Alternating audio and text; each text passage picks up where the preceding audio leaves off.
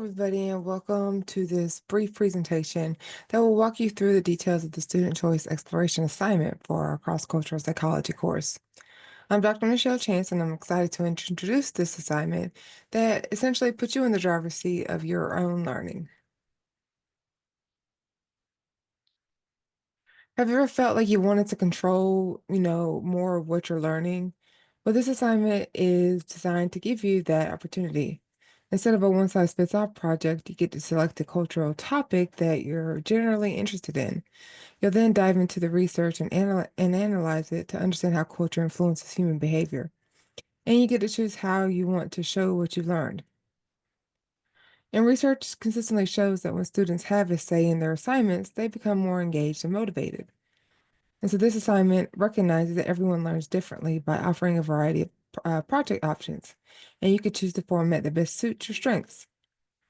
But ultimately, this project will allow you to broaden your perspectives and challenge any preconceived notions, as well as allowing you to learn a little bit something new along the way. And of course, it highlights a number of the course learning objectives that you're able to touch on based on proper completion of this assignment. So it's crucial that we are all on the same page about what we mean when we say the term culture, especially regarding this assignment. Obviously, culture is not just about ethnicity or nationality. It's a very broad term and encompasses a wide range of differences. As you can see, this includes things like race, ethnicity, age, political ideologies, religion, sexual orientation, gender identity, and even physical and mental ability. If you're interested in a little bit more detail on these cultural variations, be sure to scan into that link there. Now, this is a two-part assignment, and it allows you to complete the first part during the first week, and then you'll follow up with the peer review on the second week. But for this part one, you have several project options. And so essentially, you'll need to choose one of the following 5 projects. And of course, each one offers a unique way to explore cross-cultural psychology. And so we'll go into a little bit of details about each of these.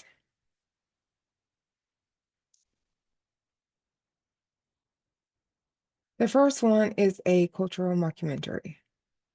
And so in this project, you'll select 3 specific psychological phenomena. And examples can include things like humor, emotions, or decision making. And your task is to then explore how these phenomena are expressed or understood differently across diverse cultures. You might even focus on something like how culture shapes communication. And so to make this engaging, you'll conduct research, potentially interviewing experts like cultural anthropologists or even comedians, and create stage scenarios. And obviously, humor is encouraged because the goal is to both educate your audience and entertain them while highlighting cultural nuances. And a great example of this is the film Borat, Cultural Learnings of America for Make Benefit Glorious Nation of Kazakhstan, or simply Borat. And this is a 2006 mockumentary black comedy film directed by Larry Charles and starring Sacha Baron Cohen. In the film, Baron Cohen plays the leading role of Borat Sagiev, a fictional Kazakh journalist who travels through the United States to make a documentary which features real-life interactions with Americans. Much of the film features unscripted vignettes of Borat interviewing and interacting with these people who believe he is a foreigner with little or no understanding of the customs of the United States of America. Your second option is a cultural photo essay. And so for this, you'll select 3 psychological concepts or aspects of culture. Again, things like emotional expression or communication, rituals, gender roles. And you'll then research how these concepts vary in at least 2 distinct cultures. Consider contrasting cultural pairs like individualism versus collectivism. And the heart of this project is a visually compelling photo essay. Each photograph should be paired with insightful captions that not only explain the cultural influences, but also encourage viewers to think critically about what they're saying. So as you see here, there's an example of some great images, although it don't have the captions. You can see it's telling a story, and so you can choose how you want to present the images in your presentation, but make sure it has all of the content.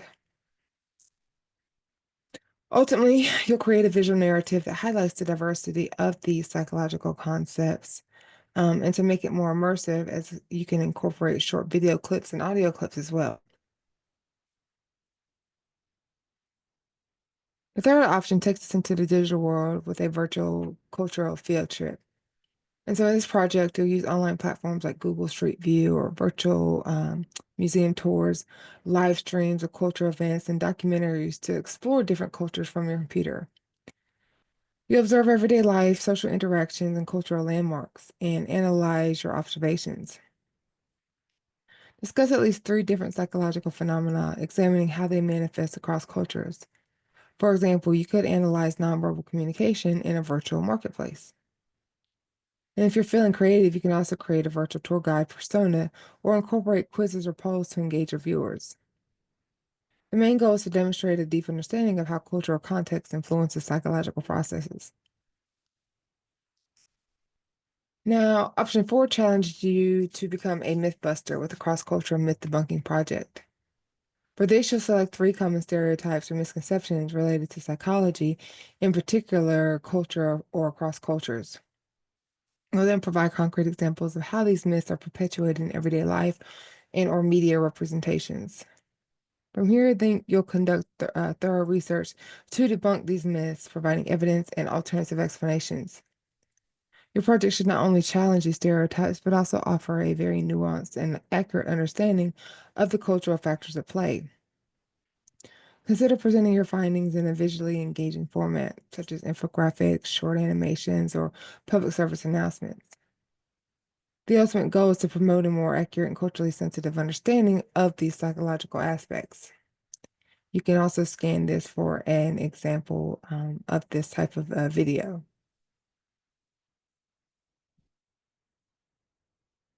And the final option is the Cultural Shock Journal.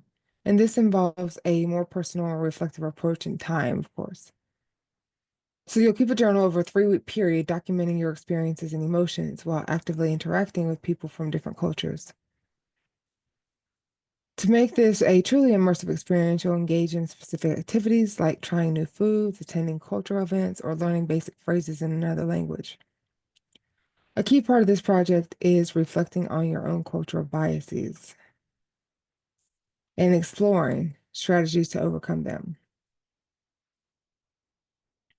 So your journal should be a thoughtful exploration of the challenges and insights that you gain during this cultural immersion and how these experiences have shaped your understanding of cross-cultural psychology and your own personal growth. Each journal entry should also address specific prompts, such as what surprised you most about this interaction, or how does your cultural assumptions influence your behavior? The assignment encourages self-reflection and a deep dive into the practical aspect of cultural adaptation. Now, of course, as we said, this assignment has two parts. Part one is the project that you create that we just discussed the different types, but part two involves a peer review. And so the second part allows you to share your hard work and you're able to offer unique insights in your created on the creative projects with your classmates. So this is an opportunity to learn from each other and to see different perspectives and to build community of shared knowledge. Just as importantly, it gives you a chance to develop your skills in giving constructive feedback, which is a valuable skill in any field. Here's how the peer review will work. First, you'll submit your completed project to the designated link in Blackboard. I encourage you all to provide thoughtful and constructive feedback to your peers, embracing the diversity that we have in the class. Of course, don't forget to include any sort of relevant links to videos if your presentation does have that. Make sure you're uploading it to your FHSU student YouTube account and embedding the link or sharing the link in your files because individually uploading videos to Blackboard could cause it to crash. Each of you will be assigned one peer's project to review, and you'll use the appropriate rubric for this, which can be found in the assignment folder.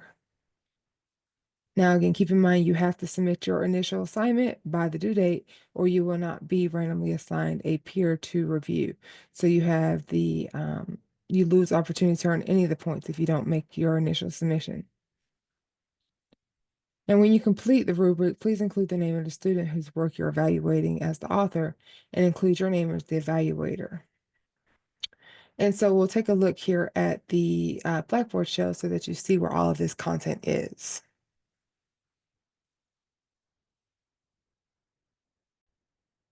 And so when you jump into the Blackboard shell, you can definitely come down to the bottom where the assignment is, the student choice exploration assignment. And once you open the module folder, you'll see all the various components of it. So you have a full directions page, which I've just talked through, and then there are each linked to each rubric. So for instance, if you are completing the cultural photo essay, you should make sure that you are following this rubric to its extent so that you can earn the full points in each of the various categories, as this is the rubric that whoever is reviewing your submission, they will be using to evaluate your assignment. Similarly, when it's time to do part two, you'll access the actual rubric for the assignment that the student that you've been assigned. So perhaps the student that you've been randomly assigned to review completed the virtual field trip. You'll then access this, download it, and fill in all the necessary information regarding their student name, your reviewer name, highlight the columns or circle or however you choose to, fill in the points in each criteria, add any additional notes, and final score. This is the file that you'll upload to the part two, which is the peer review assignment. So as always, I hope that this information was beneficial to help you have a better understanding of the student choice exploration peer review assignment. And again, all of the links and uploads to the assignment will be handled through the same submission link as you see here in Blackboard.